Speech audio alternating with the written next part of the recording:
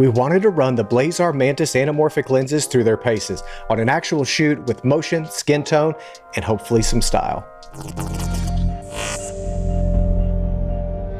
What you're doing that's making me feel like I'm falling.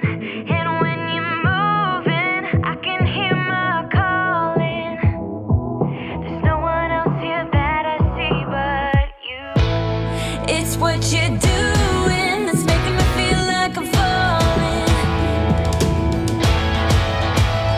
falling in love. Yeah, I'm falling in love.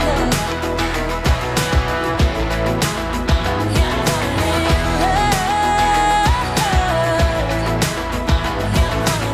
in love. Howdy and welcome back to the channel. So for this project, we came up with a super simple concept. We grabbed a model and as usual, it was a small crew, just a couple of us working fast. We shot this on the RED V-Raptor X using the 35, 50, and 75mm Mantis 1.3 times anamorphic lenses, and we're shooting in the 16:9 anamorphic mode on the Raptor. At the start, we were set to T2.8 and we used the breakthrough Cinema DFM as we needed some ND at the start of our shoot, but close to the end, we had to swap out that VND for the clear filter and opened up to T2 for the remainder of the time we had left. We started around 7 p.m. and had intended on shooting with available light, so there wasn't a lot of time, just a small team dialing in our movement and composition on the fly. These lenses do impart a look. The oval iris inserts definitely give you more of a 2x bokeh than the typical 1.3 times lenses, and the flares are pretty well controlled compared to some of the other offerings in this price bracket, but are definitely there if and when you need them. There is some breathing as you can see from our tests, and the skin tones came through nice in my opinion.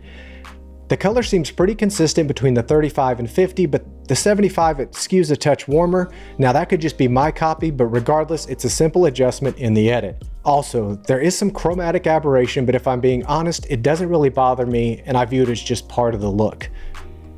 Sharpness was kind of a mixed bag for me. Some shots seemed perfectly acceptable, but others seemed a tad soft, but we didn't add any sharpening in post for the purposes of this video.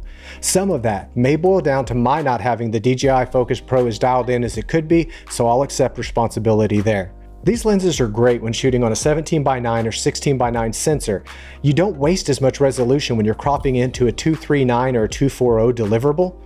They're compact, fast enough, and can hold up for client work, but with just enough imperfection to keep it interesting for the right project. Look, these aren't replacing high-end cine glass anytime soon, but they were never intended to. But for a small team that wants to move fast and still shoot with character, they can absolutely make sense. So that's a quick look at the Blazar Mantis. If you have any questions, please drop them down below. And if you found this helpful or mildly entertaining, please hit the thumbs up button and subscribe.